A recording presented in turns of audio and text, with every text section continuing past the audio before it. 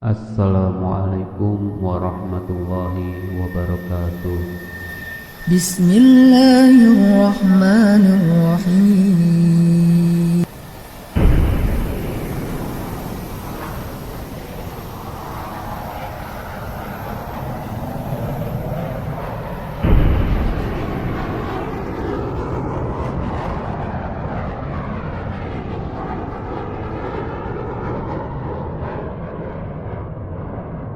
Mana letak keadilan Allah? Kalau ada orang beriman berbuat maksiat saat di dunia, kok bisa masuk surga saat di akhirat? Sementara ada orang tidak beriman, amal baiknya kelihatan banyak di dunia. Bantu orang, gak pernah mabuk, gak pernah bunuh orang, gak pernah macam-macam, suka bantu, suka nyumbang, suka macam-macam. Tapi dia gak beriman, kok bisa masuk neraka? Di mana keadilan Allah? Halo? Pernah dengar pertanyaan ini? Itu pertanyaan itu, kalau muncul sekarang, itu sebetulnya pertanyaan yang telat. 15 abad yang lalu, sudah ada pertanyaan serupa. Jadi kalau ada yang bertanya seperti itu, terima kasih Bu, Pak, pertanyaan bagus sekali. Itu di antara sekian pertanyaan Anda yang paling bagus untuk saat ini. Cuman memang agak telat pertanyaan ini, 15 abad yang lalu, sudah ada yang bertanya seperti Bapak dan Ibu.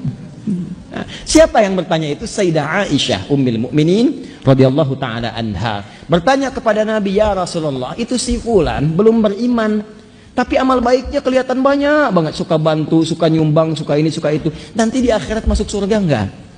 Anda tahu, begitu pertanyaan itu muncul, yang turun langsung surah dengan namanya Al-Furqan, ayat yang ke-23. Tuh. Ya, kalau Anda nggak belajar nih isi-isi di Quran, kadang-kadang tuh logika semacam ini kalau iman kita lemah itu bisa langsung jatuh seketika. Dan ketika jatuh pada titik nol itu mudah diarahkan kemanapun. Banyak orang di brainwash kemudian, jadi pindah kemana aja. Bahkan nanti bisa keras, bisa kasar, bisa tembak orang, bunuh orang, kerjain ini, kerjain itu. Yang tadinya baik tiba-tiba bisa jadi bermusuhan, bisa jadi macam-macam. Itu hati-hati. Wa qadimna ila ma amilu min amalin faja'alnahu haba'an manthura. Quran surah ke-25 ayat 23. Dilihat sini. Saya berikan dulu petanya, gambaran singkatnya.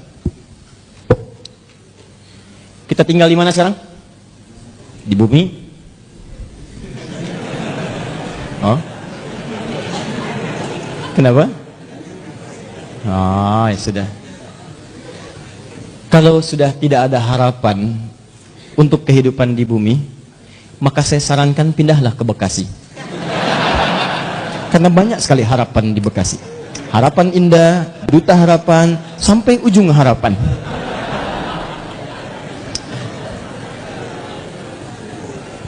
Sudah. Di bumi ini sifatnya sementara atau sementerus abadi? Karena itu sifatnya disebut dengan dunia namanya. Ad-dunya. Dunia itu bukan tempatnya, dunia itu sifatnya. Dunia. Di tempatnya ardun, tempat yang dipijak. Kita terjemahkan karena kita memijak bumi, maka terjemahkan dengan bumi. Sifatnya disebut dengan dunia dari kata dana yadnu dunuan wa dunyaan. Dana yadnu dunuan wa dunyaan. Artinya bisa berarti sesuatu yang dekat dan singkat. Sangat singkat. Dekat, singkat. Wadanal jannataini, dan nanti saat masuk surga Anda bisa mendapatkan semua kenikmatan dekat sekali. Pengen anggur sambil bertelekan, petik.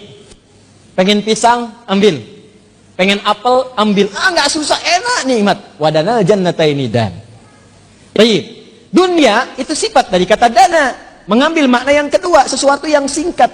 Kenapa kehidupan di bumi disebut dengan dunia? Ingin menunjukkan bahwa semua yang kita jalani rasanya teramat singkat, masanya begitu dekat. Kayaknya baru kemarin kita ketemu, ya iya, sudah punya cucu 5. Kayaknya baru kemarin kita ketemu, ya iya, sekarang sudah ketemu lagi sekarang. Kayaknya baru tadi pagi kita merencanakan taklim, hari ini sudah ada di sini. Kayaknya, teman-teman sekalian, dan terasa begitu singkat. Singkat, kayaknya baru ini, kayaknya baru itu. Dan semua sudah berlalu cukup sekian lama. Di kehidupan di bumi itu semuanya singkat. Karena itu disebut dengan dunia sifatnya. Jelas di sini? Walaupun bahasa Al-Qur'annya disebut dengan ardun tempatnya. Ardun itu setiap tempat yang dipijak. Nah, karena kita memijak bumi, maka bumi disebut ardun. Kalaupun Anda sedang misal jalan-jalan atau yang ada kegiatan lain keluar bumi.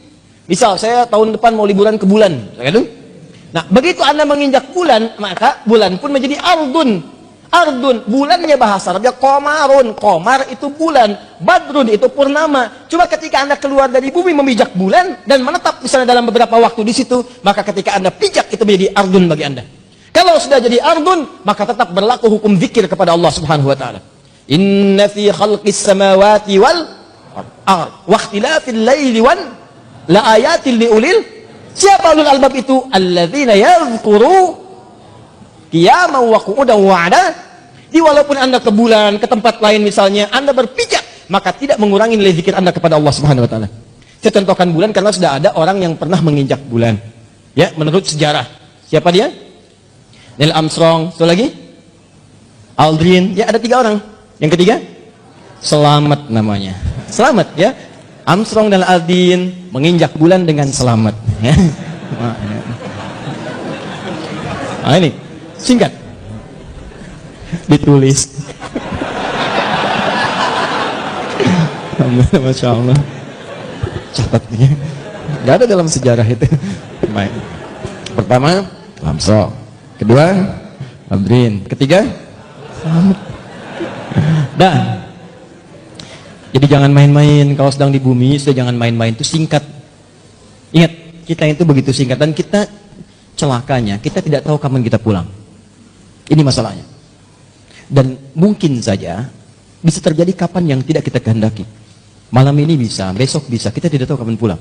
Kalau Anda sudah merasa yakin akan pulang, akan meninggal dan begitu singkat, maka orang cerdas pasti akan menyiapkan bekal untuk pulangnya. Kita jangan main-main lagi. Ya, ibadi, kata Allah dalam hadis qudsi, ibadi khalaqtuka lil ibadati fala tal'ab. Hambaku, aku ciptakan kau itu untuk banyak ibadah, jangan banyak mainnya.